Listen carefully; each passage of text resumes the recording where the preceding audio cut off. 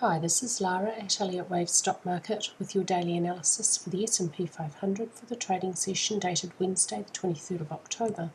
I'm recording this video now just gone 4:15, just before New York closes for the day. I'm recording it just a bit early, but I don't expect much to happen in the last 15 minutes. At the daily chart, we now have the fourth wave correction showing up on the daily chart, which is what I was expecting.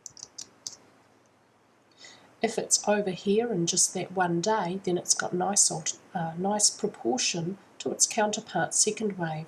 So it's most likely that that's it. The fourth wave correction showed up and it's now over, and the final fifth wave has just begun towards the end of Wednesday's session.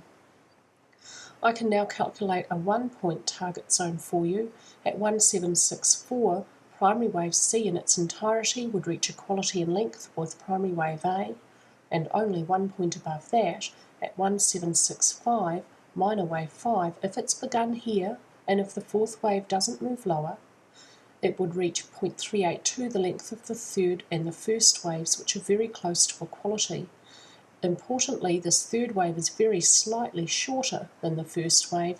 That gives a maximum limit to upwards movement for this wave count. The fifth wave may not be longer than equality of the third wave.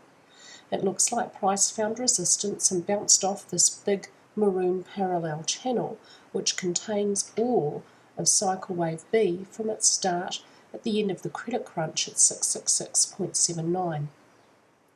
So that's where the fourth wave correction was initiated, and then we have the final fifth wave up, and if that lasts 3 days, ending on Monday next week, then it would last a Fibonacci 3 days, and intermediate wave 5 in its entirety would last a Fibonacci 13 days or sessions. So that's what I'm expecting, 3 days of slowing upwards movement towards this target before the whole structure could be considered complete.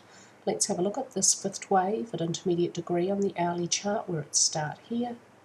Is this point down here? So we have 1, 2, 3 now complete, 4 showing up nicely on the daily chart and giving some alternation with the second wave. The second wave is a flat correction and the fourth wave is a zigzag, although they are both really shallow. The fourth wave overshot how the parallel channel was drawn in yesterday's analysis, so I've redrawn the channel using Elliott's second technique. The first trend line is drawn from 2 to 4, and then a parallel copy is placed on the high of 3. I would expect this fifth wave to end most likely midway within this channel, so maybe adding a midline would be a good idea, and a bit less likely to end around the upper edge of the channel. If it gets up there, it should find strong resistance there.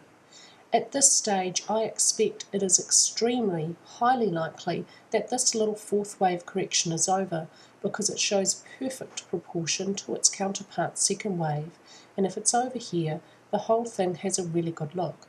If it were to continue further, it would start to be quite out of proportion to the second wave, but it would still be valid. So if it continues further as a double combination, then it can't move into minor wave 1 price territory below 1711.03. So I'm expecting from tomorrow, as we move towards the middle of a third wave within the fifth wave, a tiny increase in upwards momentum, but overall for the next 3 days I'm expecting a slowing of momentum for this fifth wave beyond that we have seen for the third wave. So we should start to see on the hourly chart some classic technical divergence with MACD. It could be over in another 3 days. That fourth wave finally turned up on the daily chart. At the daily chart level, this impulse for intermediate wave 5 has a really typical look. We just need the final fifth wave up to complete. That's all for me today with your S&P analysis, and I hope that all our members had a most fabulous day.